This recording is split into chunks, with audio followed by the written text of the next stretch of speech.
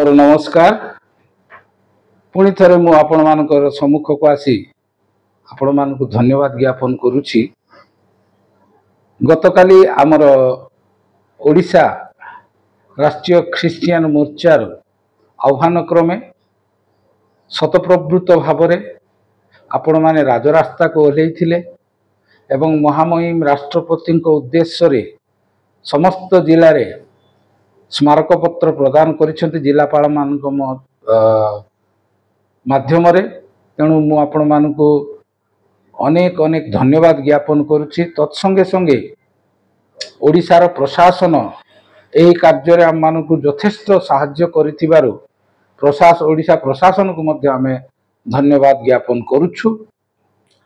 पुणी आपण माने जो उत्साह सहित आम मानकु आपणकर सहयोगितार हाथ बढ़ेले अल्प दिनर नोटिस भितर एते बड़ सफल आपण माने कले एटा प्रकृत रे स्वागत योग्य एवं आशा करुछि आगामी दिन रे माध्य आम माने एही प्रकार एकत्रित होई आम मानकर समस्या को समाधान करने को चेष्टा करिबा। धन्यवाद।